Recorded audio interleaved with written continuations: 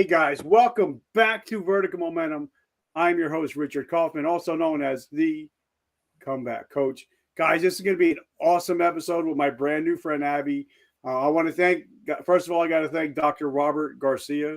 Without him, we wouldn't be talking today. So, Dr. Rob, I love you, brother. So, guys, we're going to be talking about how to not only have a business, but also to have a mission behind your business.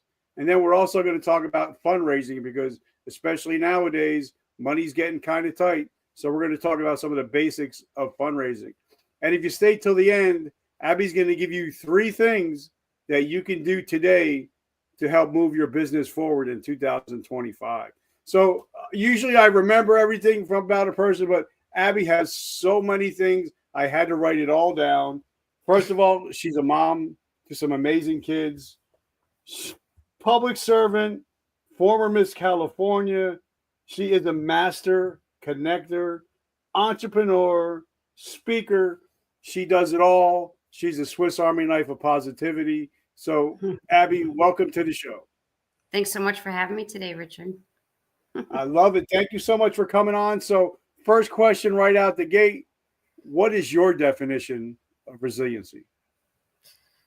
You know, I think the definition is I think resiliency comes from reflection. And I feel like over the last certainly over the last 3 or 4 years, I've been really reflecting on my life, trying to understand how it is I got to where I am today. And I think my reflection has changed over the years. I think I used to have one view, and it has really changed over the last couple of years. So I think that helped catapult me into the next level. Was looking back, taking stock in your life, understanding it. All right, so let's hop into DeLorean. Let's go into the Wayback Machine. Tell us a little bit about where you come from, where'd you grow up, and how did you become such a force like you are today? Wow. Well, that's a pretty long question. So I grew up in a small town in Connecticut called Farmington. And fun fact, I'm 12th generation Farmington. So we've been here a long time, since the middle 1600s. So if that's not resiliency, I don't know what is. I mean, right off the bat, right? I'm still in the same place. But in my later 20s, I moved to California, and I was there for 25 years. It's where I had my children. That's where they grew up. And I recently moved back to my hometown in Farmington.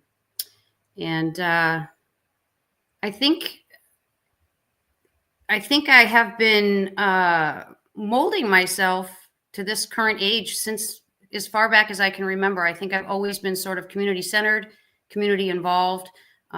Certainly in the philanthropy world, my whole family is involved in all of these civic and community engagements, events. So I think I was just sort of born into doing this as a lifestyle, if you will. In the last 20 years, I've really hit it hard, raising kids, being involved. I grew up with both parents working in the house. My mom was a very successful business owner herself. She was a hairstylist, and she owned several salons.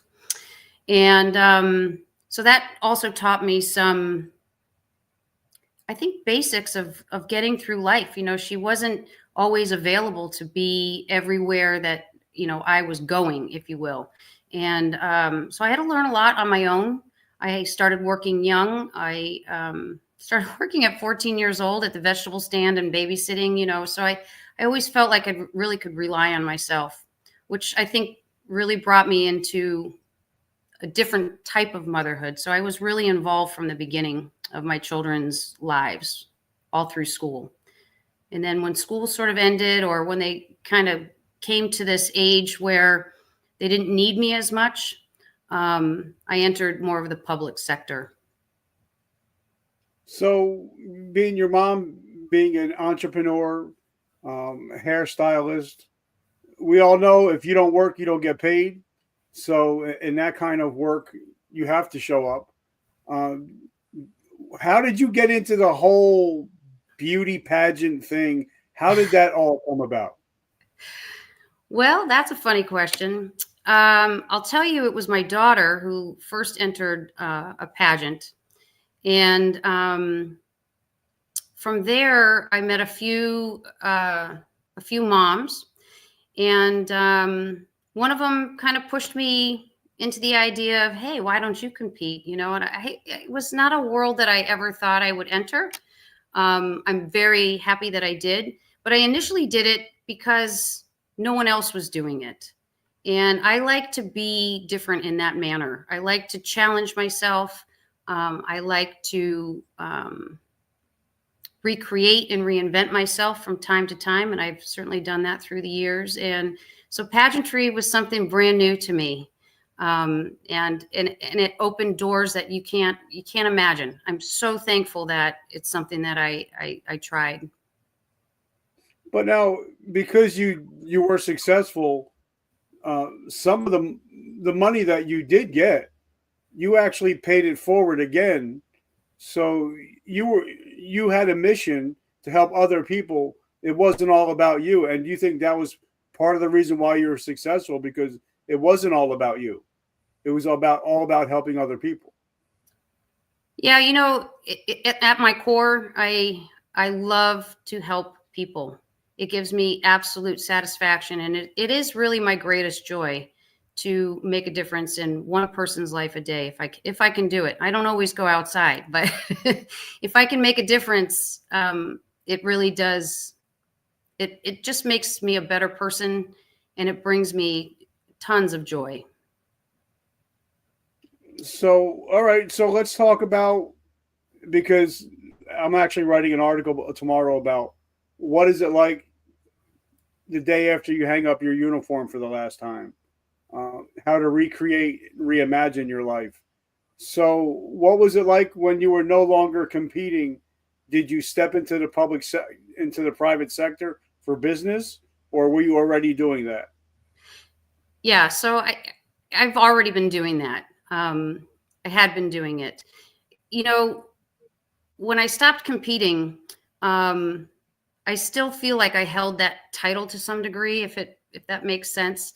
Yeah. Um, you do make lifelong friends within the pageant system, um, and it is full of like-minded women. You know, at the core of pageantry really is about community and giving back. That's what you use your platform for. That's what you use your visibility for. And I certainly was able to catapult my visibility and my platform, if you will, which is really philanthropy at large. There's nothing really I'm stuck to. Like I said, I find joy in helping any type of charity, philanthropy, fundraising. I'm so happy to be part of those things. I love to elevate people. So, you know, I feel like I've never really hung that uniform up, if you will. But lend, um, it did lend to further doors opening. You know, I was a trailblazer in the silver hair movement. You know, I stopped dyeing my hair about 10 years ago, and I did it cold turkey, and it became a challenge. One, to do that cold turkey because I had the black and white going on, the Cruella de Vil, as I called it. But I could see that every day when I was out, people would talk to me about my hair. They still do, because it's an authenticity move, right? So that happened. So I got a lot of visibility being a silver-haired model. That was part of, moving from pageantry. I also was probably one of the first silver-haired contestants competing within my pageant system. So I think that was pretty amazing as well. I think it's very interesting to be bare, if you will. All right. So now this might not be pertaining to you personally, but it might have been pertaining to somebody else. Like when I quit bodybuilding and fitness, it was kind of weird to be able to eat that extra cupcake. Um, I didn't have to worry about being in single body percentage. but I did suffer with some body dysmorphia because I felt like I wasn't comfortable walking around at 180 pounds like I was walking around at 240 or 260. So what was it like when you finally hung it up for the last time and you can actually eat that extra cupcake or eat that extra slice of cake and not having to be so worried about, okay, well, I got to fit it, look a certain way or be at a certain weight to actually be able to be competitive? Well, Richard, I'll tell you something, a few things. One, I've always been an exerciser. So I never really worried too much about what I was eating. Certainly when it comes closer to competition time, you take that a little bit more seriously, right? And you are trying to drop those last, 4 or 5 pounds as you know, right? I will tell you, after my last competition, which was really, I was really disappointed in my last competition, and that's when I gave it up. I really felt that I brought my all to the table, and I was pretty disappointed. But I will tell you that night, I ate like crazy. I competed in Savannah, Georgia. I had about 16 people come to watch me compete, and which was an upset, right? I had all those people fly cross country from all different places. And but anyway, nonetheless, I ate that night, and what can I say? I worry about what I eat, but I really don't worry about what I eat. I love it. Now let's talk about, because I know, like I said, I come from the competing side of bodybuilding and fitness and power, all that good stuff, cage fighting and all that stuff. But once I got into the corporate sector, I seen people not compete anymore. Like for me, I just couldn't go to work just to go to work. I had to go see my numbers every day. I had to have a vision board. I had to have my dream board up there. I had to compete every day.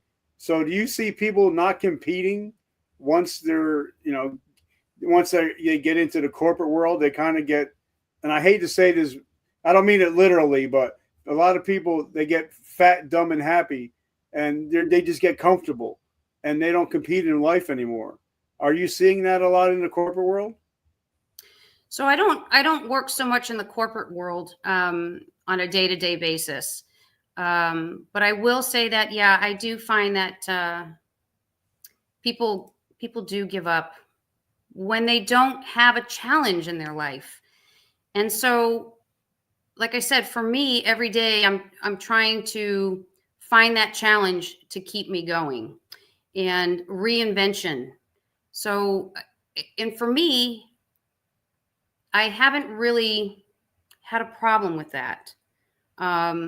Because I find that I know myself well enough that if I'm not doing, then I'm lounging. And when I lounge, I could win the Olympic gold for that. So I try not to stay in that space too long. I've had a lot of change in the last year. I mean, more than a lot of people could really take. I mean, I moved 3 times, and I had this film come out, and I've had a lot of just a tremendous amount of change. I moved cross country, things along those lines, and I had to take some time off. So I did take 6 months off of life, and I would say I won that gold medal. People might people might disagree with me because of sort of jumping into 2025 the way I have, but I feel like that small lull of time has set me up for 2025, and 2025 I'm going to nail it. And I agree. Like last year, me and my family, we took 6 vacations last year. We went on 3 cruises, and I came back stronger and pushing harder than ever. And this year, I only plan on working 180 days. The rest of the time, I'm going to be off having fun. But it makes that 180 days that I do work, makes me push harder, work longer, and be more smart about what I do. Yeah. So do you think that the more downtime we have, the better we're going to do when we do go to work? Because we did take some self-care time. You know what I think? That's such an interesting question, Richard, because I think our age group, and above, maybe even some folks younger than us. I'm not even actually sure how old you are. I'm assuming you're around my age. I feel like we have been brought up to produce, to produce, to produce, to produce. And if you aren't producing, you are not worthy. And I think that mindset has got to change. If you can accomplish everything you need to do to satisfy your life, pay your bills, keep your house up, keep your lawn mowed, all of those things, keep your family happy and fed, and all of those things. If you can do that in 180 days, you're nailing it. I think there's nothing wrong with taking time for yourself, but it's not really for yourself. It's called living. So we don't want to work to live, right? Yeah. We need to find a better balance. We all need to find a better balance. And I do see that, I know like the younger generations, they catch a lot of flack for, they don't want to go into the office to work, right? We hear this kind of rhetoric going on and on and on, and they only want to work 30 hours and they won't give you 1 minute over, and they don't want to do certain jobs and all of these things. Well, that's really great if you can make that a success, right?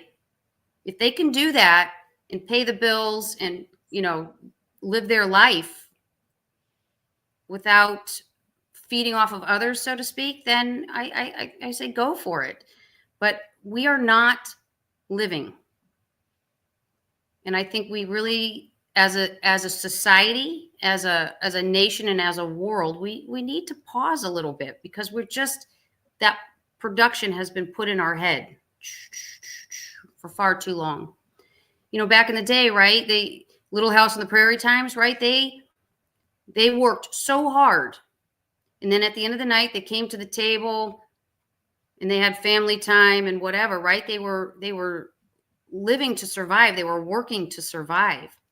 We have it much easier, I think, obviously today. Different challenges, but certainly much easier. We're not out there having to chop wood to keep warm, cut chickens' heads off to put on the table. Like, we're not having to do those things. So I do think we need to take that time. And I don't think people should feel ashamed for it. I had a hard time over those 6 months. I felt like I'm not doing anything. I feel like a loser. I mean, it was almost situational depression, if you will. You know what I mean? But I was building up until this 2025, like I said, and I came into 2025 roaring. Lots of things are happening, and it's fantastic, and I love it, and I'm busy, and I love it. Well, for me, like I have a term that I use. Like whenever anybody asks me what I'm doing, I say I'm furking, and what that means, it's fun and work put together. So I furk all the time, because I find I love what I do. I love social media. I love interviewing people. This is my hobby. And I had a chance to talk to Warren Buffett one time, and he said, money's my hobby. So I don't go to work. I just have fun. And for me, this is what I do. So even when I'm not working, I'm still doing what I'm doing. I wake up early to do what I do. And I think if you can get it to a place in your life where you're actually having fun doing what you do, I think half of the battle is just you don't feel like you're going to work. You're not looking at the clock. You're not looking at the hours. You know what I mean? That's right. That's right. And that's really a definition of success. It's pretty blatant right there. You're doing it. You're doing what makes you feel great. And like I said, right, you're providing, you're taking care of, the bureaucracy of life, as I call it, the bills and, all the minutia behind you, and moving forward. Okay. So let me ask you, because everybody has their ups and downs. Everybody has to pivot every once in a while. And your 2024 was like this. And now your 2025 is going to be like this. So how does a person go about realizing, okay, last year was last year, or the last project was the last project? I got to focus on now, because if I focus on the past, I love it. I forget somebody say that if you have one leg in the past and one in the future, you're shitting on today. So how do you actually pivot from having a rough 2024 to making up your mind to decide that 2025 is going to be your year? How do people do that? Well, again, I firmly believe in reflection. Like I said, I took this time. So I moved halfway through the year, right? And I took the next half of the year to figure out how I was going to nail 2025. So I did. I took a long time to look back. I moved 3,000 miles. I moved from one state to another. California is an interesting state to live in. I was living in San Diego, and when I moved to San Diego, it was a fairly still sleepy city, if you will, or county. And everything just sort of exploded over the last 20 years. It's the population grew, and I mean, it grew tremendously. I had 3 golf courses within a 5-mile radius shut down, and they're all homes now. I mean, that's like 10,000 extra people, you know what I mean? In just this small area. So again, it became this sort of rat race. Like if I had to go 15 miles, I had to leave an hour and a half early to make sure I got there, because you never know what's ahead of you on the road, kind of thing. So again, I moved to a slower paced sort of place, and I took that time, and I took my new surroundings, and I take my new state, and I reflect on all the things that I learned in California. And I'll tell you, I've learned so much living there, so much to enhance my life moving here, if that makes sense. So, I can take all my experiences and all the things that I was involved in and bring those ideas and those experiences here, where, once again, I am community centered and civic driven. So, I've jumped in 2025, and I am getting involved now in my town, in the goings on. So, I think we can only move forward really with reflection and experience, and what you don't want to do, right? It's easy to list all the things you want to do moving forward, but it's hard to reflect and say, but I don't want to do it this way again, or take those negative experiences and get rid of them. It's a fresh start. Every day is a fresh start, really. And so I think it's important to take that time. I mean, and I think that is really advice I would give to anybody, is take the time to reflect where you made mistakes, where you had successes, who was alongside of you during those times. What was the experience? Was it good? Was it bad? How could it be better? Either way, if it was good or bad, how could it be better? I try to always look forward, be positively thinking forward. Forward momentum is what I try to really live by. Because I know I make a difference in people's lives. I don't say that with ego either. I say it very humbly. I know what I bring to the table. I know what I bring in the room. And, I enjoy that. I enjoy being that person. Well, Robert Garcia talks very highly about you. So, like I said, any friend of Robert Garcia is a friend of mine. He actually sponsors my show. He's actually sponsoring this episode. So, guys, if you want PR for your business, there's no better person in the business than Robert Garcia, the Warrior Strategist. And so, guys, he's got a new magazine out. I'm going to be in it. I can't wait. So, guys, if you want PR, Robert Garcia is the man, the myth, and the legend. So, but let's talk about, because I'm in recovery. I just celebrated 36 years January 1st. Wow. Outstanding. and I talk to a lot of people, and I say, if you move to another state, you are still bringing you with you. So if you have to look back on reflect, and like you said, I'm paraphrasing, obviously, bring the positive stuff from California here, but whatever negative energy is, still leave it back there, because I'm starting new. So how important is it to, if you're going to go to a new place, to make sure you don't bring the same bad habits to the new place? Because then it's just going to become the old place. That's right. So, I mean, if you want to make change, you're the only one that can make change. It's as simple as that. No one's going to do it for you. It's great if you have a support system behind you who is, yay, rah, rah, you got this, but only you can do it. Only you can exercise, Richard, right? No one's going to make your physique that competition body. No one's going to do it except for you. And you're not going to do it also eating Doritos or whatever. You know what I'm saying? So you whatever it is that you want to take on, it's one of those, it's a mindset. And it's a mindset, again, forward positive momentum. We're not looking back, although I say reflect, but we're not taking that stuff with us. We're getting rid of the baggage and we're moving forward. So I wouldn't be bringing that stuff back to my new state for sure. No.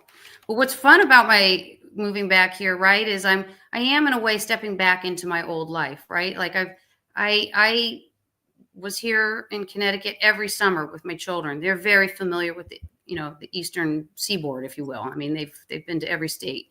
We took that time as children. They have been immersed where I live and my family who's here, obviously. But I still have a huge friend base here. And so this has been an easier move than, say, moving to somewhere completely new, which I did do also in between California and here. And we weren't well received.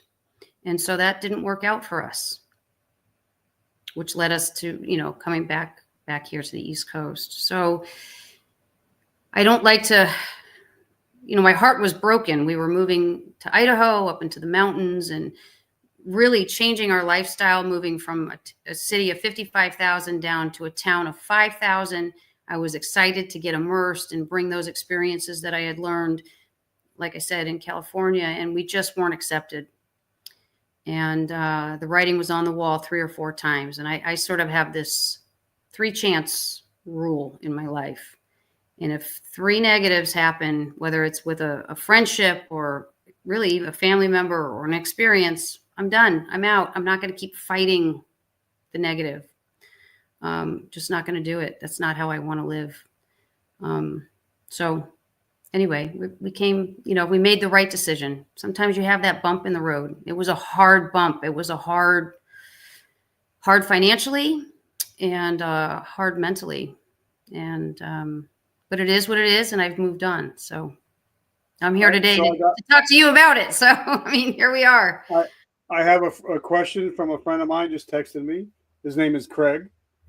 He says, how do I start a business all over again once I make a move? Because unfortunately, he said he didn't have any evergreen products and he has a service-based business. So how does a person like that, if they move, say, from California to Connecticut, how do they start all over again? Well, like I said, I think earlier, community is very important. So if you're new to somewhere, like I was in Idaho, I started to get involved. It depends on how you say find your home. I mean, if you found a home with a realtor, you start with the realtor. That's your first connection to somewhere new, right? What's going on here? What kind of community events are there? Is there room for this type of business? You have to start with those first engagement people, I think, when you move to a new place.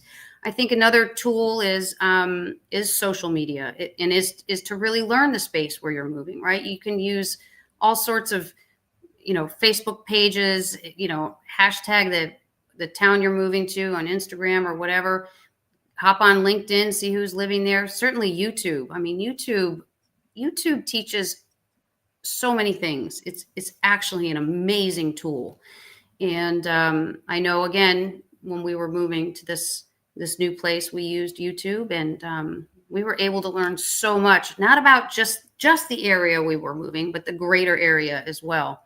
And so, and then get involved and go to a town meeting, join a civic organization, strike up a conversation at a coffee shop. I mean, it sort of depends, I guess, on your personality, but I think there's a lot of ways. And it depends on what your service is, what you're bringing to this place, can be difficult. Okay. I have another question from a young lady. Her name is Cheryl. She says, I always have a problem with fundraising.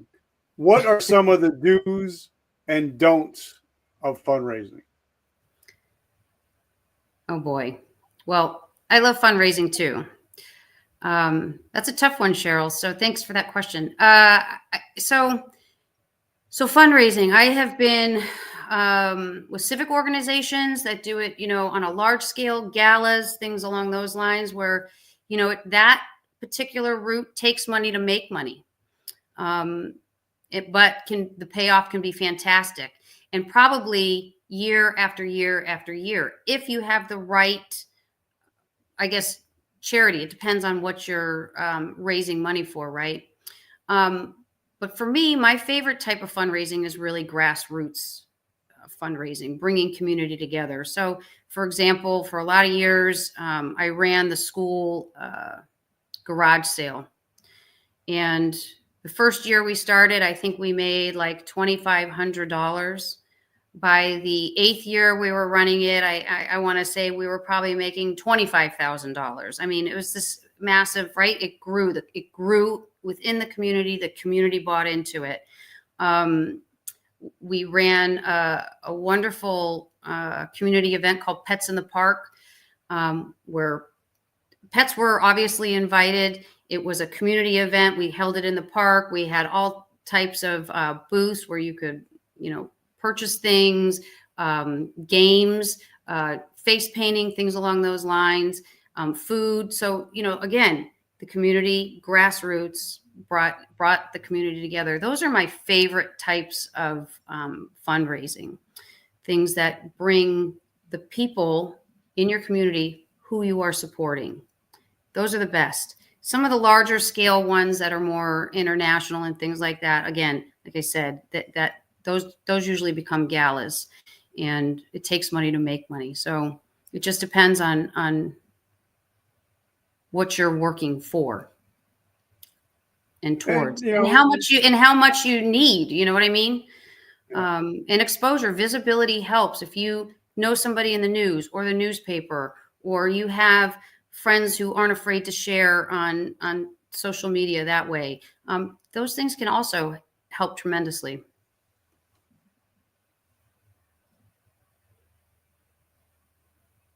Yeah, and I believe, and this is just my personal opinion, guys, don't get mad at me.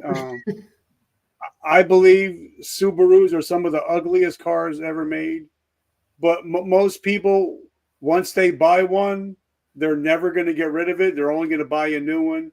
And I think because it has a mission behind it, just like Bomba socks. People love those socks because it has a reason behind it. Tom's, because it has a reason behind it. And for me, like people that buy my t-shirts, my coffee, my books, my swag, 100% of the profits go to help end veteran homelessness. So a lot of people like to get behind me because they know that I'm trying to make a difference and trying to show up for other people. So how important is it, if you're a business owner, to maybe have a cause that your business also they may help homeless people.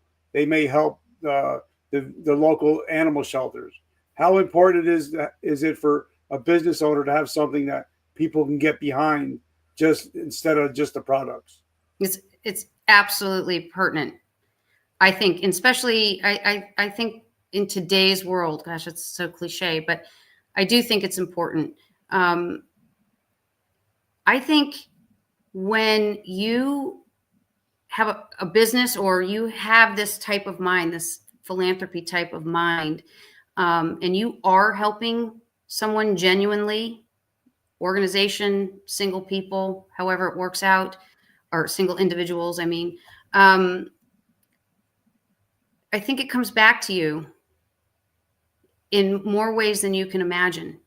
And it's because you do have that mission statement behind you that people will say, you know what? Don't go to this ice cream shop.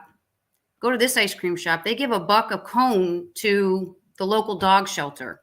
Who do you want to support? The one that gives nothing? Or you love dogs, so you're going to go to the one that helps this local dog shelter, right? I think that's one. Two, I think that people don't understand that even at the grocery store, when they do the roundup, where, let's say your food was $14.50 and you say, yeah, round it up to the $15, you're contributing to something bigger and greater. You are a philanthropist at heart.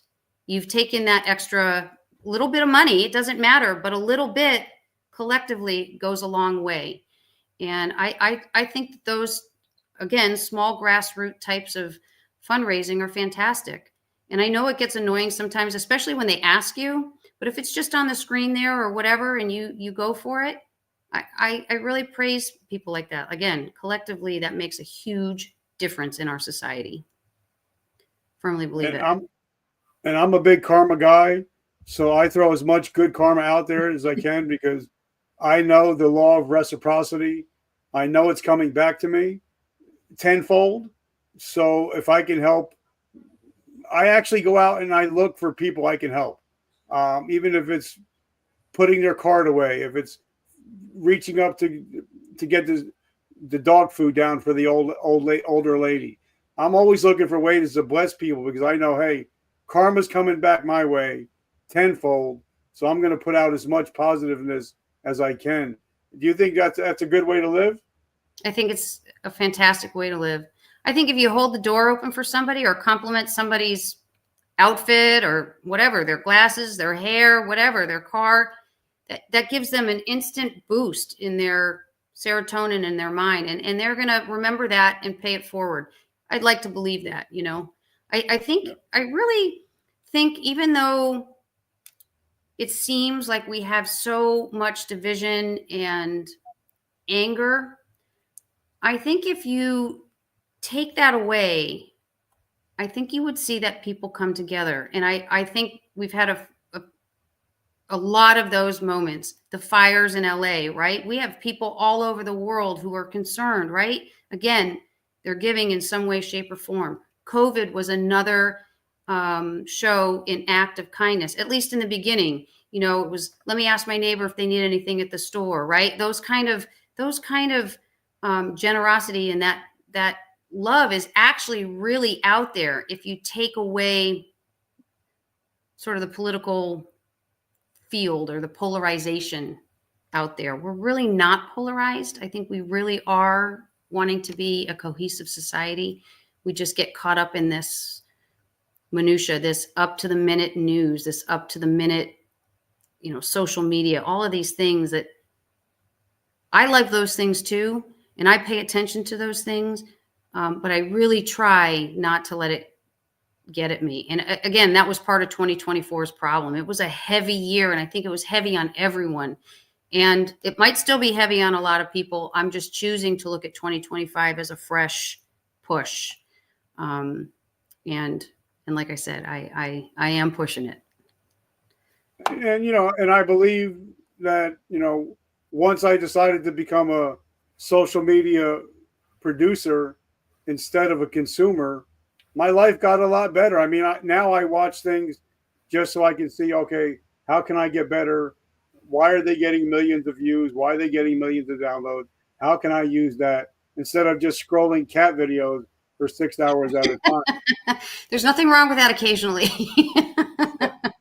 So talk about what's going on in Abby's world for 2025. And you said something about a movie? Yeah, so a few years ago, it's about a year and a half now, I have a film out. It's a documentary. It's a story at its core about a girl meeting her father for the first time posthumously through the lens of the people who knew him. And that story is about me. And my father was killed in 1972 in a helicopter crash during a NATO mission. He was a Marine helicopter pilot. And so the last 3.5 years have been explosive in this story. I grew up not knowing too much about him. And on the cusp of turning 50, that changed. And so I've been able to put this documentary together and get to know my father through the process, and also tell his story and now his legacy. And it has been probably one of the best periods of time in my life. Not just because I, have been able to meet my father through this process, but I've been able to impact lives. And like we've been talking about through this episode, is how do we impact lives positively? And so I see that change often. I probably once a day hear from a veteran who certainly tells me of their experience and their story and how my story has helped them, which brings me to tremendous satisfaction. So that's out, and I'm working on the distribution of that. And so I'm almost there, which is exciting, so that my film will be seen on a broader scope. And it's my intent to use this film for a few things. One, like I said, to use it as a tool to help veterans, to help Gold Star families, maybe through the process of losing their loved one to either, war or mishap in their military situation. For people of my age who lost their fathers, mostly fathers, back during Vietnam, there's a lot of me out there who grew up not knowing maybe what happened to their father, or where their father died, or things along those lines during the Vietnam era. And then, of course, now I can almost take on that role of the wife in a lot of ways, because now, like I've talked about in the beginning, is I understand my mother a lot more going through this process. She has also passed. We had a very difficult, I'll say, adult relationship together. I didn't talk to her for probably over 20 years. And so through this process, again, I've been able to understand her more. And so I'm able to, I think, sort of speak to that wife role, if you will. Back then my father died in 1972. So, we were still whispering words like cancer and divorce, and PTSD was not even, that wasn't even an acronym. I think we called it shell shock, right? Like, Yep. Which is, like, if you think about that, that's really pretty derogatory at this point in time. It's pretty sad phrase, but so that's my expectation moving forward. And I would love to be able to also take this documentary, make it a full-fledged film, because through this process, 4 other Marines died alongside my father that day back in 1972. And, they have their own stories and they have their legacies. And I was able to find all the families of these 4 other fallen Marines and bring this information to them. And I think they deserve to have their name and legacy out there as well. They were forgotten for 50 years, and they're not forgotten any longer. So that's a bigger mission I'll be working on, but I'm pretty certain it's going to happen. So what is the name of this documentary? The documentary is called The Ring in the Mountain. And there is some information out there on YouTube, and certainly throughout, media. If you Google the story, there's a lot of visibility on the story. Like I said, the documentary hopefully will be on a platform by April. Working on that right now. And hopefully it'll, broaden the scope out there as well. Will this eventually become a book? Funny you should ask. So I just started the book writing process. My author is a high school friend of mine, and he asked if he could sort of put this story together for me. So I'm really excited to collaborate with him. I'm actually a little nervous, to be honest. He's calling it a memoir. I don't know that that's the right word, but we are starting that process. Yeah. So we'll see. It's going to be my life intertwined with this story, and how really death affects one, moving through life, and what it can bring and the outcome. So for me, it's, my father died young, but I really have had a charmed life on reflection. And so I'm excited. So then what else do you have going on, and how can we get into your world, and how can we support you and your mission? Wow, thank you. So I got a lot going on. Also, I am starting a YouTube channel. It's going to be called The Focus on Farmington. I'm doing that with another childhood friend, and we are focusing on all Farmington information, the history and businesses and things of those sorts, to bring information to, really, it's a small town of 25,000, but there's a lot of things that people don't know about their own town, and so that's exciting. That's on the horizon there. We're working on that. And if you want to find me, you can find me on YouTube, Facebook, Instagram, LinkedIn. I might have a Twitter account. I feel like I have a Twitter account. Don't go on there too often. Those are my places. And if you're in Farmington, Connecticut, I suppose you could find me there too. And I'm following you everywhere. As you know, I'm following you everywhere. So before we hang up, because Robert Garcia, we've been connected, me and him, about 12 years now. Without Robert, I wouldn't have 2 top-selling books. I wouldn't have this podcast. It's all because of Robert Garcia. So give us a quick down and dirty of what you think about Robert Garcia. So, it's funny. Robert and I never met in person. He was part of a networking group that I was also part of. And I happened to see him come up in this network group quite often through social media. And so I had a bad run-in with a former PR guy.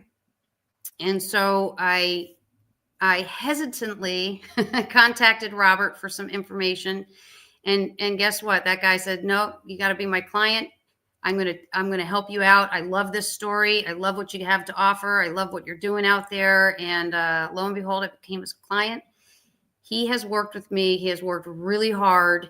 And I became a client through the holiday season, which is not the easiest season. So again, I was setting up for 2025, which is fine. And like I said, I'm taking 2025 by storm already, and part of that is due to Robert, and I appreciate his help. He's nailing it for me.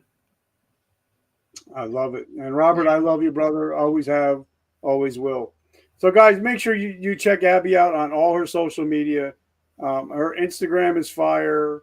Her LinkedIn is fire. So make sure you check out her, especially her LinkedIn. I love her. I love her LinkedIn. Guys, if you're not on LinkedIn, that's the best place to be. If you're in business, you need to be on LinkedIn. That's not from me. That's from my brother Gary Vaynerchuk, saying if you're not on LinkedIn and you're in business, you're leaving a lot of money on the table. And guys, I just want to say thank you for always showing up. Abby, thank you so much. This was so much fun. When the documentary comes out, I want to have you come back on so we can get that promoted out. Oh, thank you so much. That's so kind. Thank you. I'll definitely let you know. Thank you for that. I love it. And guys, remember, as I always leave the show, I believe that we all have a choice when we wake up in the morning. We can be a victim of our past, or we can be a victor of our future. So if you guys listen to this show, you're no longer victims of your past. You are victors of your future. And if you're like me, you're a winner. It says I win. You guys are winners. So thank you guys for always showing up. Abby, have an amazing week. Thank you so much for coming on. Thanks for having me. And guys, remember, vertical momentum, the only way to go is up. I love you guys. I'll see you next week. Love one another.